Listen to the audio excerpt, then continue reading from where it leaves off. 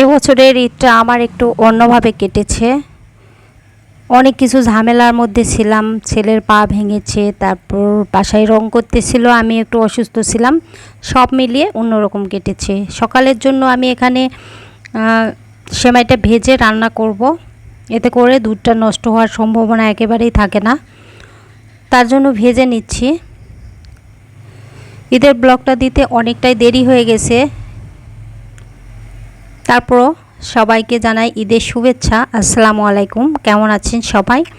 আশা করছি যে যেখানে আছেন ভালো আছেন। আমি আলহামদুলিল্লাহ ভালো আছি।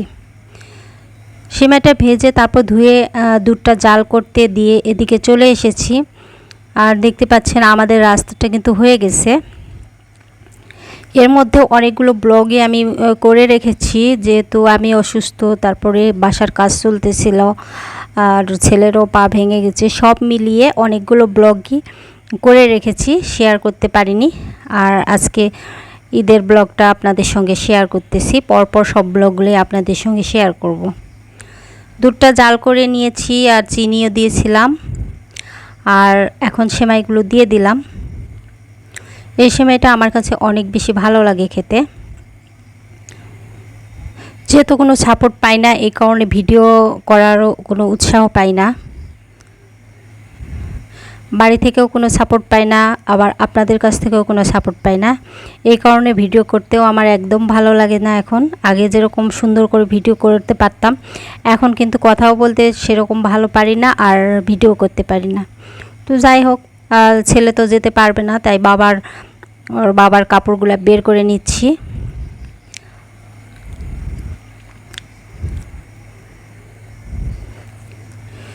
এ তো ওর দাদু আর ওর বাবা দুইজনে এখন ঈদগাহে যাবে, তার জন্য চলে যাচ্ছে মোটরসাইকেলে।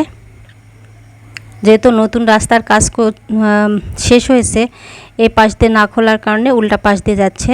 তো যাই হোক, ওরা যাওয়ার পর আমি নাস্তাটা করে নিয়েছি। আর এই তো এখানে চুলা নিয়ে এসেছিলাম আগের দিন, সেটাতে মাটি লাগিয়ে রোদে দিয়েছি। যদিও রোদ খুব একটা বেশি ছিল না ঈদের দিন। তারপর নামাজ শেষ করে তো আমাদের এখানকার কুরবানিটা হয়ে গেছে। যে মামি আমাদের বাসায় থাকে, ও মামির হাজব্যান্ডই আসছে। মামি আসছিল না, কোথায় যেন ঘুরতে গেছিল।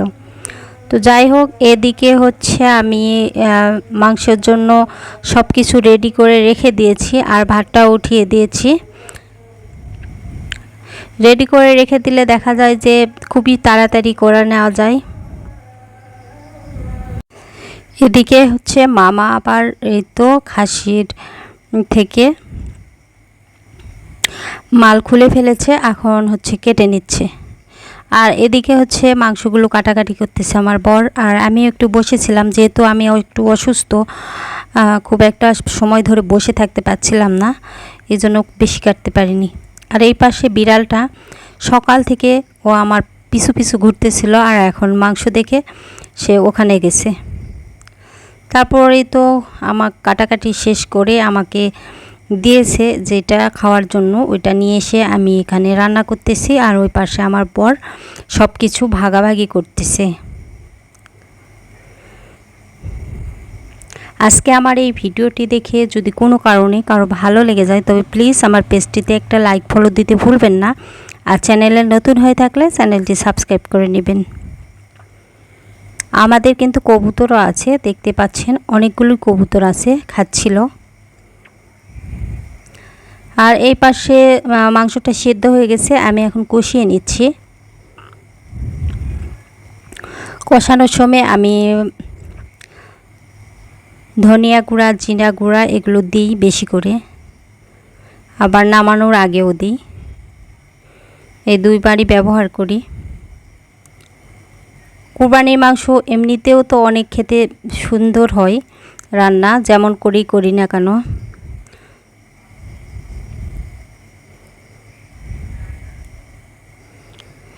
আলহামদুলিল্লাহ, কোরবানির মাংস দিয়ে আমরা ভাত খেয়ে নিয়েছি দুপুরবেলা।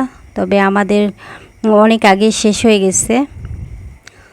তারপর অনেকটা সময় পর হচ্ছে গ্রামের বাড়ি থেকে গরু মাংসটা নিয়ে এসেছে, আমি ওইটা উঠিয়ে দিয়েছিলাম। আর এদিকে ওগুলো করতে করতে অনেকটাই রাত হয়ে গেছে, 8:30টার মতো বেজে গেছিলো।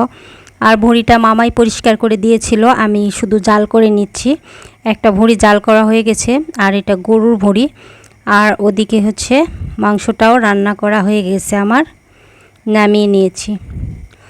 তো আজকের ভিডিওটা আমি এখানে শেষ করতেছি। সবাই ভালো থাকবেন, সুস্থ থাকবেন, আর সবাই সবার জন্য দোয়া করবেন। আল্লাহ হাফেজ, আসসালামু আলাইকুম।